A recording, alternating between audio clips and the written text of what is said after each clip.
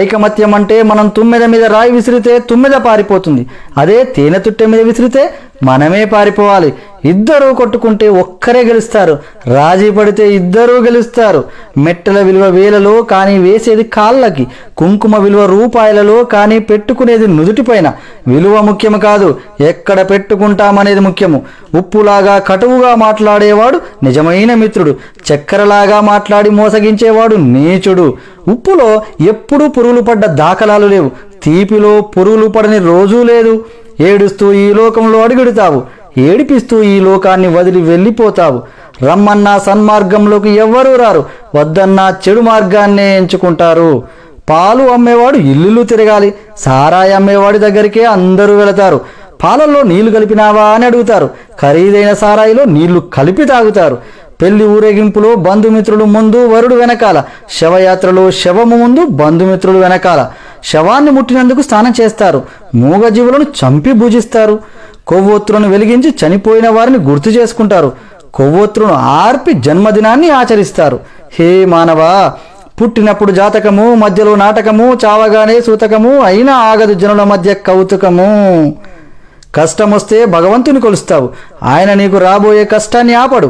నిత్యం స్మరిస్తే కొండంత కష్టాన్ని గోరంత చేసి సులువుగా దాటే శక్తి నీకిస్తాడు. కష్టాలు కుంభవృష్టిలా నిన్ను ముంచేస్తే నీకు గొడుగు పట్టి కాపాడతాడు, గుర్తుంచుకో. కొబ్బరి చెట్టు పెరిగే కొద్దీ పాత మట్టలు రాలిపోతాయి, జ్ఞానం కలిగే కొద్దీ తన పర భేదాలు తొలగిపోతాయి. పుండు మానితే పొలుసు అదే పోతుంది, పుండు మానకుండానే పొలుసు పీకేస్తే పుండు తీవ్రమై రక్తం కారుతుంది. జ్ఞానసిద్ధి అంచెలంచెలుగా కలగాలి, ఆత్రపడితే లాభం లేదు. సముద్రం అంత సమస్య వచ్చిందని దిగులు పడకు, ఆకాశమంత అవకాశం కూడా ఉంది. తలెత్తి చూడు ముందు, నీపై నీకు నమ్మకం కావాలి. నీపై నమ్మకం నీకు బలం, నీపై అపనమ్మకం అవతల వారికి బలం. నీ బలం ఎవరికీ తెలియకపోయినా నీవు బతికేయచ్చు, నీ బలహీనత మాత్రం ఎవ్వరికీ తెలియనివ్వకు. నిన్నుగా బతకనివ్వరు. మరణం అంత మధురమైనదా? ఒక్కసారి దాన్ని కలిసిన వారు వదిలిపెట్టలేరు. ప్రకృతి కూడా అదంటే ఎంత పక్షపాతం. ప్రాణం పోయిన జీవుల్ని నీళ్లలో తేలుస్తుంది, ప్రాణం ఉన్న జీవుల్ని నీళ్లలో ముంచుతుంది. నీ పరిసరాలను ఎంత శుభ్రంగా ఉంచినా నీకు అనారోగ్యం రావచ్చు. బుద్ధి అనే ఆసుపత్రిలో ఆలోచనలు అనే వైద్యుడు నీ రోగాలను తగ్గించగలడు. వాటిని ఆరోగ్యంగా ఉంచుకో. వెంటరాని ఇంటిని ఒంటిని రోజు కడుగుతావు, నీ వెంట వచ్చే మనసును ఎప్పుడు కడుగుతావు? నిజాయితీ పరులు సింహం లాంటి వాళ్ళు. సింహం కూర్చోటానికి సింహాసనం ఎందుకు? అదెక్కడ కూర్చుంటే అదే సింహాసనం. నిజమైన నిజాయితీ పరులకు గుంపు అక్కర్లేదు. పండు తింటే అరిగిపోతుంది, తినకపోతే ఎండిపోతుంది. జీవితం నువ్వు ఖుషిగా గడిపినా, భయపడుతూ గడిపినా కరిగిపోతుంది. వచ్చే జన్మలో నువ్వెవరో, ఎక్కడ, ఎలా పుడతావో, అసలు జన్మ ఉందో లేదో తెలీదు. నువ్వు నా వాళ్ళు అనుకుంటుంటే వాళ్ళు తర్వాత వాళ్ళ కోసమే బతుకుతారు. నీకంటూ ఎవరు ఉండరు, ఏమీ మిగలదు. అర్థం చేసుకుంటే పుట్టిన దగ్గర నుంచి పోయేందుకే మన ప్రయాణం.